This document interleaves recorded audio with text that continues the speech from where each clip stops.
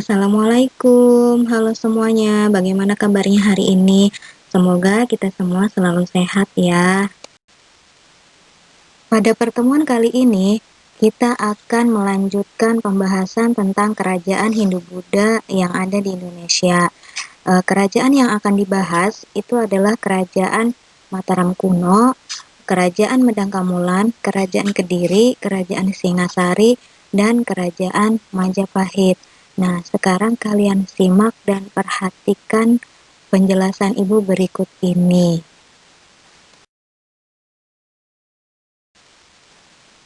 Kerajaan yang pertama yang akan dibahas adalah Kerajaan Mataram kuno. Kerajaan Mataram terletak di Jawa Tengah dengan daerah pusatnya disebut Bumi Mataram. Daerah tersebut dikelilingi oleh pegunungan dan gunung-gunung seperti Pegunungan Serayu, Gunung Prau, Gunung Sindoro, Gunung Sumbing, dan lain-lain. Wilayah tersebut merupakan daerah yang tertutup, namun subur. Kesuburan tanah itu memudahkan pertambahan penduduk, sehingga peranan dan kekuatan masyarakat di daerah itu cukup besar dan merupakan kekuatan utama bagi negara darat. Sebelah selatan Bumi Mataram adalah Laut Indonesia, tetapi laut itu sulit untuk dilayari. Sedangkan pelayaran dan perdagangan lebih banyak dilakukan melalui pantai utara Pulau Jawa yang agak jauh dari Bumi Mataram. Oleh karena itu, mata pencaharian utama dari rakyatnya adalah pertanian, sementara bidang perdagangan kurang mendapat perhatian. Berikut adalah raja-raja dari Kerajaan Mataram kuno Jawa Timur. Yang pertama, dari dinasti Sanjaya, yaitu raja yang pertama Rakai Mataram Sang Ratu Sanjaya, yang kedua Sri Maharaja Rakai Panangkaran, yang ketiga Sri Maharaja Rakai Panunggalan, yang keempat Sri Maharaja Warak, yang kelima Sri Maharaja Garung, yang keenam Sri Maharaja Rakai Pikatan, yang ketujuh Sri Maharaja Rakai Kayuwangi, yang kedelapan Sri Maharaja Rakai Watuhu Malang, yang kesembilan Sri Maharaja Diah Balitung, ke-10 Sri Maharaja Daksa, dan yang terakhir 12 Sri Maharaja Rakai Wawa. Kemudian pada masa dinasti Syailendra, raja yang memerintah yaitu Raja Banu, Raja Wisnu, Raja Indra, Raja Samaratungga, dan Ratu Pramodawardhani.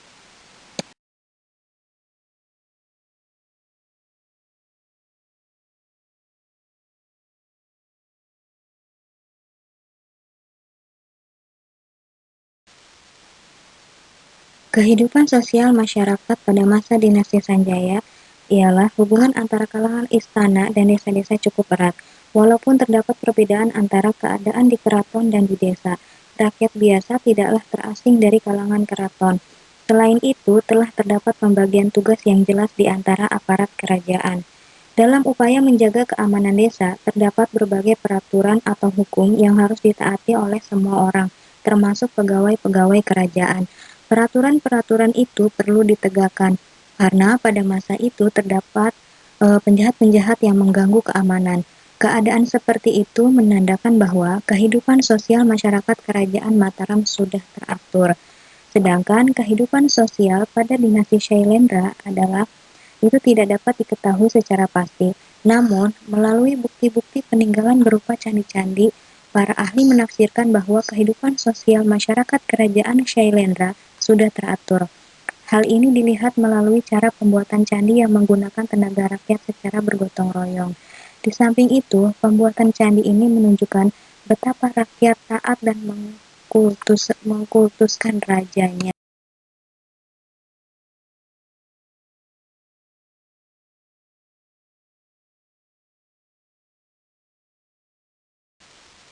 Secara alamiah, alam bumi Mataram tertutup dari dunia luar, sehingga kerajaan sulit berkembang.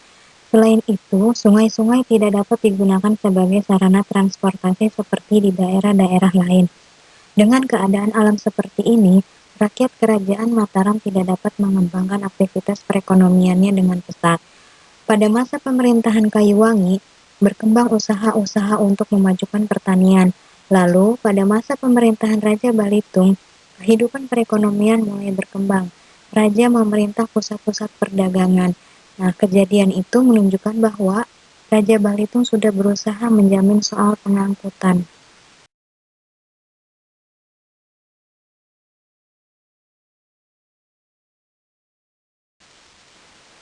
Kemudian, kehidupan kebudayaan pada masa dinasti Sanjaya ialah keturunan Raja Sanjaya tetap beragama Hindu dengan wilayah kekuasaan meliputi Jawa Tengah bagian utara.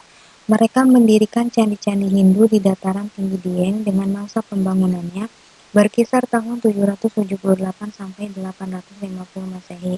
Adapun candi-candi yang didirikannya ialah Candi Bima, Candi Arjuna, Candi Nakula, Candi Prambanan, dan lain-lain. Sedangkan kehidupan kebudayaan pada masa dinasti Shailendra yaitu mayoritas masyarakatnya menganut agama Hindu dan kekuasaan Shailendra juga meninggalkan banyak bangunan candi yang megah dan besar nilainya, baik dari segi kebudayaan, kehidupan masyarakat, dan perkembangan kerajaan. Candi-candi yang terkenal yaitu antara lain Candi Mendut, Candi Pawon, Candi Borobudur, Candi Kalasan, Candi Sari, dan Candi Sewu.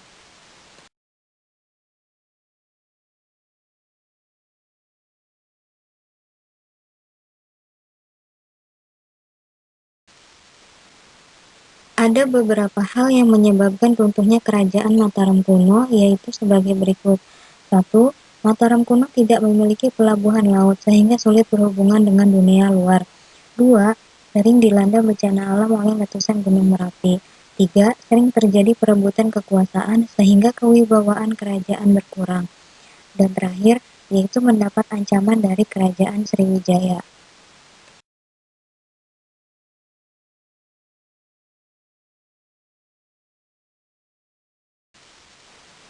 Pembahasan selanjutnya yaitu tentang Kerajaan Medang Kamulan.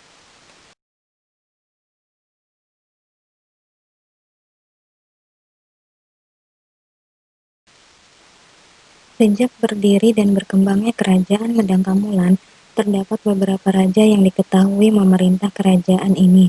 Raja-raja tersebut adalah sebagai berikut. 1. Raja Empu Sindok. Raja Empu Sindok memerintah Kerajaan Medang Kamulan dengan gelar Empu Sindok Sri Isyana Tunggadewa. Dari gelar Empu Sindok itulah diambil nama dinasti Isyana. Raja Empu Sindok termasuk keturunan Raja dinasti Sanjaya atau Mataram di Jawa Tengah. Karena kondisi Jawa Tengah tidak memungkinkan bertahannya dinasti Sanjaya akibat desakan kerajaan Sriwijaya, maka Empu Sindok memindahkan pusat pemerintahannya dari Jawa Tengah ke Jawa Timur. Bahkan dalam prasasti terakhir Empu Sindok adalah peletak dasar kerajaan Medang Kamulan di Jawa Timur. Namun setelah Empu Sindok turun tahta, keadaan Jawa Timur dapat dikatakan suram karena tidak adanya prasasti yang menceritakan kondisi Jawa Timur. Baru setelah Airlangga naik tahta, muncul prasasti yang dijadikan sumber untuk mengetahui keberadaan kerajaan Medang Kamulan di Jawa Timur. Raja yang kedua yaitu Dharma Wangsa dan yang ketiga Raja Airlangga.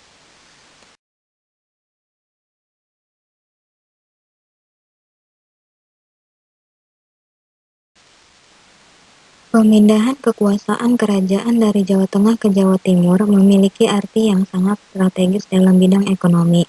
Raja Empu Sindok mendirikan ibu kota kerajaannya di tepi Sungai Berantas dengan tujuan menjadi pusat pelayaran dan perdagangan di daerah Jawa Timur. Bahkan pada masa pemerintahan Dharma Wangsa, aktivitas perdagangan bukan saja di Jawa Timur, tetapi berkembang sampai keluar wilayah Jawa Timur. Di bawah pemerintahan Raja Dharma Wangsa, Kerajaan Medang Kamulan menjadi pusat aktivitas pelayaran perdagangan di Indonesia Timur. Namun, akibat serangan dari Kerajaan Wurawari, segala kegiatan perekonomian Kerajaan Medang Kamulan mengalami kehancuran. Tetapi ketika Raja Airlangga berhasil mengembalikan kekuatan Kerajaan Medang Kamulan, kegiatan perekonomian kerajaannya dibangun kembali.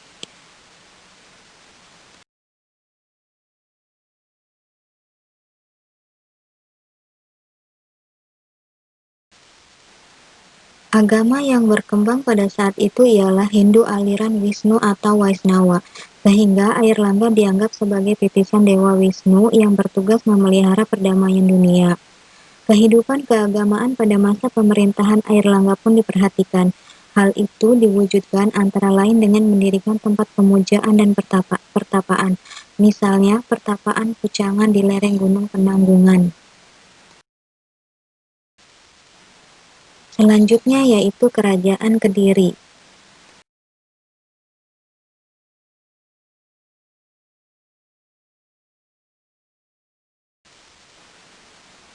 Kehidupan politik pada bagian awal di Kerajaan Kediri ditandai dengan perang saudara antara Kerajaan Panjalu dan Kerajaan Jenggala.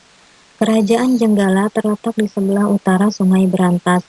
Wilayahnya meliputi delta Sungai Berantas, Malang, Rembang, dan Pasuruan. Pemerintahan Jenggala dipegang oleh Raja Panji Garasakan, putra Airlangga. Sedangkan Kerajaan Panjalu terletak di sebelah selatan Sungai Berantas. Wilayahnya meliputi Kediri, Madiun, dan daerah di sebelah baratnya. Kerajaan Panjalu lebih dikenal dengan nama Kerajaan Kediri.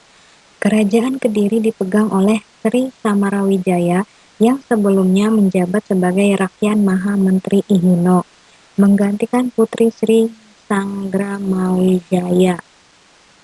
Mereka tidak dapat hidup berdampingan. Pada tahun 1044 Masehi, terjadi peperangan antara Panjalu dan Jenggala dan Sri Samarawijaya berhasil dikalahkan oleh Garasakan dari Jenggala. Perebutan kekuasaan antara Jenggala dan Panjalu berlangsung hingga tahun 1052 Masehi. Kemenangan Panjalu atas Jenggala pada tahun 1052 Masehi menandai lahirnya Kerajaan Kediri yang dipimpin oleh Samarawijaya.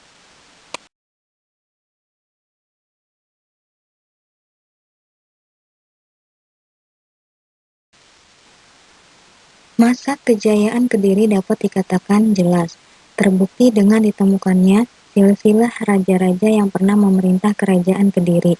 Raja-raja tersebut diantaranya sebagai berikut. 1. Raja Jayawarsa. 2. Raja Bameswara. 3. Raja Jayabaya. 4. Raja Sameswara.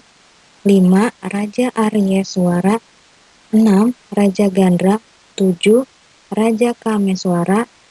8. Raja Kertajaya.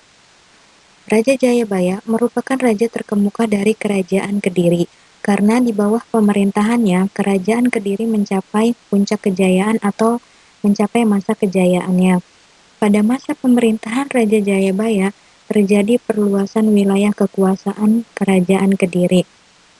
Di samping sebagai raja yang besar, Raja Jayabaya juga terkenal sebagai ahli nujum atau ahli ramal. Ramalan-ramalannya dikumpulkan dalam sebuah kitab Jongko Joyoboyo. Dalam ramalannya, Raja Jayabaya menyebutkan beberapa hal seperti Ratu Adil yang akan datang memerintah Indonesia.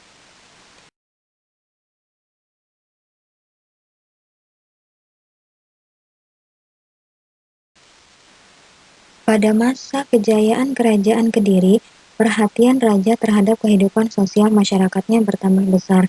Tercatat dalam kronik-kronik kerajaan Cina bahwa rakyat Kediri pada umumnya telah memiliki tempat tinggal yang baik. Hukuman yang dilaksanakan ada dua macam, yaitu hukuman denda dan hukuman mati, khusus bagi pencuri dan perampok. Kalau sakit, rakyat tidak mencari obat, tetapi cukup memuja para dewa. Pakaian cukup rapi, dan kalau raja bepergian, harus dikawal oleh pasukan berkuda dan pasukan darat.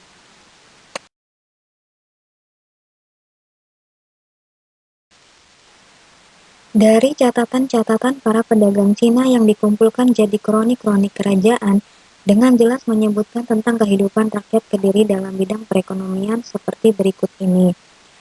1. Kediri banyak menghasilkan beras.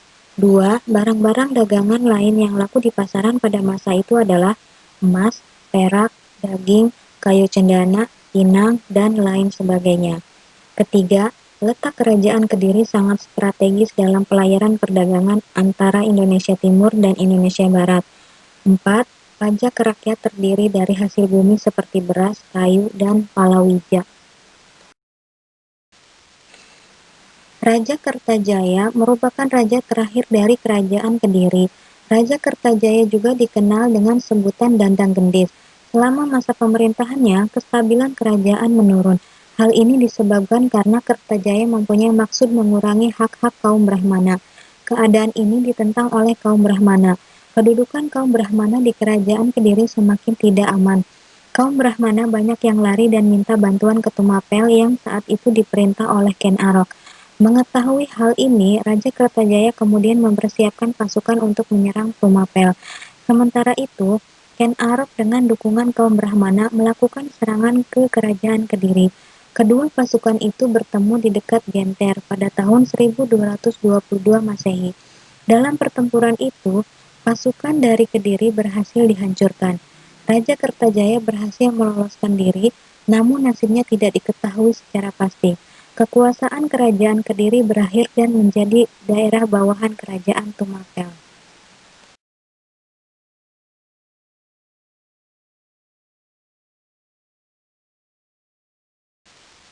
Hayo, mulai ngeblank ya.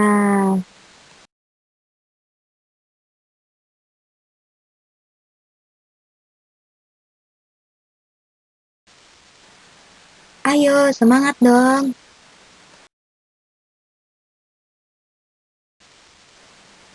Kerajaan selanjutnya yaitu Kerajaan Singasari.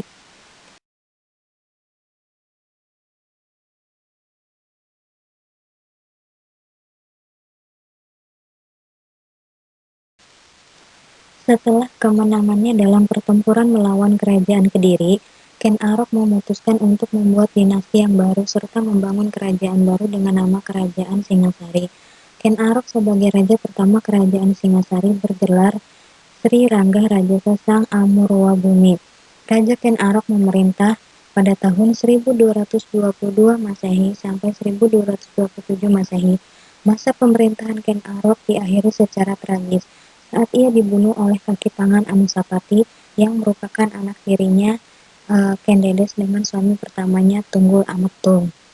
Kemudian kematian Ken Arok itu digantikan oleh Anusapati yang memerintah pada tahun 1227 sampai 1248. Kematian Ken Arok ini menimbulkan dendam anak Ken Arok, yaitu Tohjoyo. Tohjoyo berhasil membunuh Anusapati dan Tohjoyo pun naik tahta, tetapi selama beberapa bulan saja, dan digantikan oleh Ranggawuni pada tahun 1248 sampai 1268. Kemudian, setelah wafatnya Ranggawuni, digantikan kembali oleh Raja Kertanegara pada tahun 1268 sampai 1292 Masehi. Pada masa pemerintahan Raja Kertanegara, itu adalah raja yang terkemuka dan raja terakhir dari kerajaan Singasari.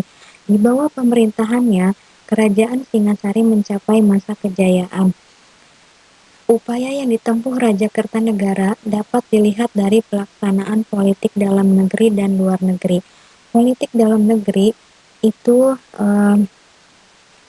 Raja Kertanegara menerapkan berbuat baik terhadap lawan-lawan politiknya seperti mengangkat putra Jayakatwang atau Raja Kediri yang bernama Adaraja menjadi menantunya, juga Raden Wijaya atau cucu Mahesa Cempaka sebagai menantunya. Kemudian, memperkuat angkatan perang. Raja Kertanegara membangun dan memperkuat angkatan perang, baik angkatan darat maupun angkatan laut, untuk menciptakan keamanan dan ketertiban di dalam negeri, serta untuk mewujudkan persatuan Nusantara. Sedangkan politik luar negeri yaitu melaksanakan ekspedisi Pamalayu, menguasai Bali, menguasai Jawa Barat, dan menguasai Pahang dan Tanjung Pura. Berikut silsilah raja-raja Singasari. Nah, di sini ada Tunggul Ametung, itu menikah dengan Ken Dedes, kemudian memiliki anak 3 yang bernama Anusapati sebagai Raja Singasari kedua. Kemudian ada Ranggawuni sebagai Raja Singasari keempat dan Kertanegara sebagai Raja Singasari kelima atau Raja terakhir. Kemudian setelah Tunggul Ametung ini wafat, Ken Dedes menikah dengan Ken Arok dan memiliki 3 anak, yaitu Mahesa Wong Ateleng, kemudian Lembu Tal atau Lembu Ampal, dan Raden Wijaya. Nah, selain itu, Ken Arok juga menikahi Ken Umang dan memiliki 1 anak yaitu bernama Tohjaya sebagai raja kedua dari kerajaan Singasari.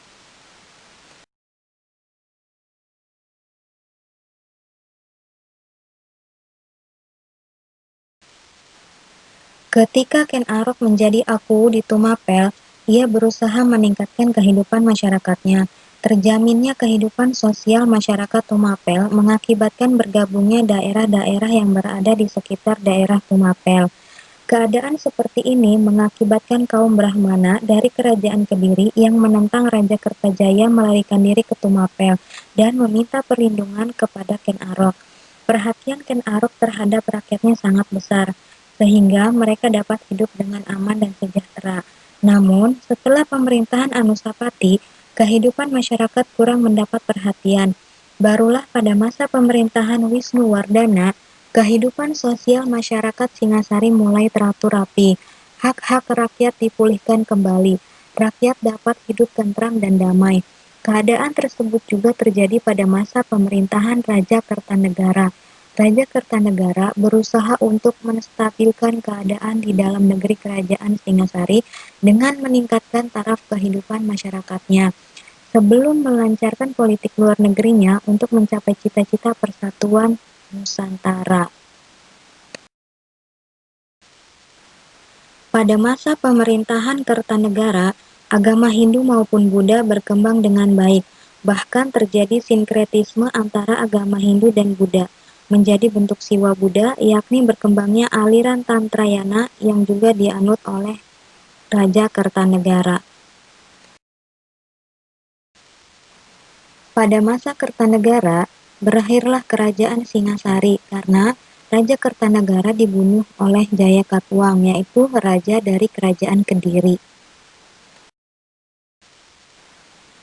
Selanjutnya yaitu kerajaan Majapahit.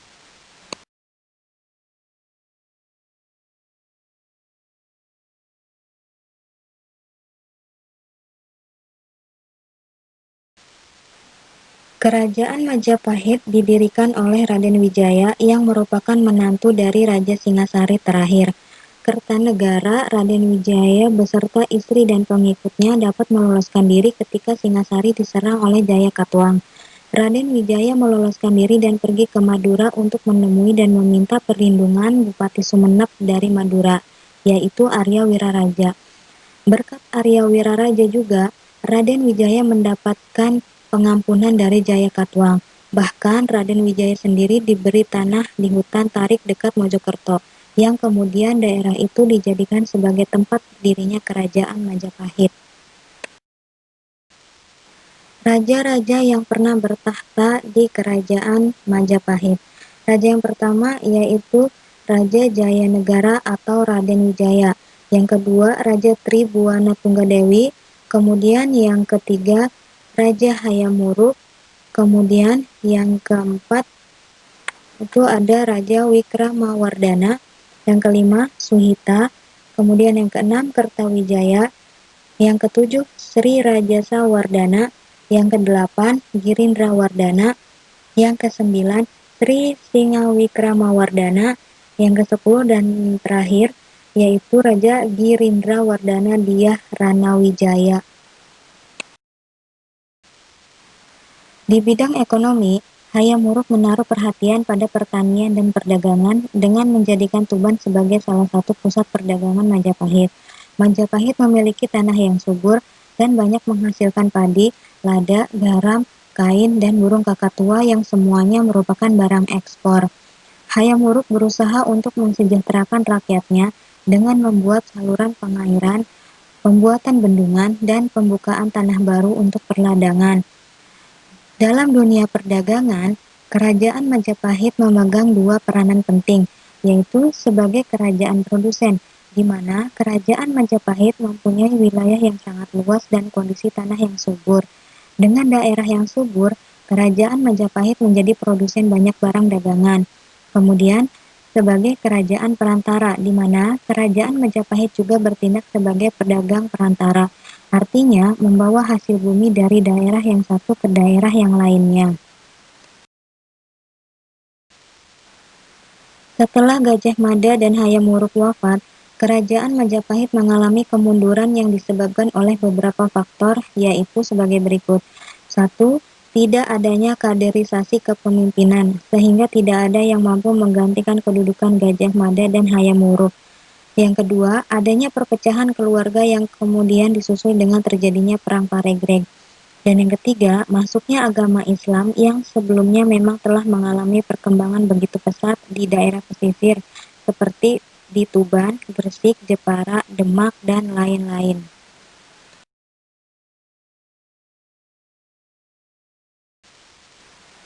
Materi kali ini cukup sampai di sini dulu ya. Wassalamualaikum.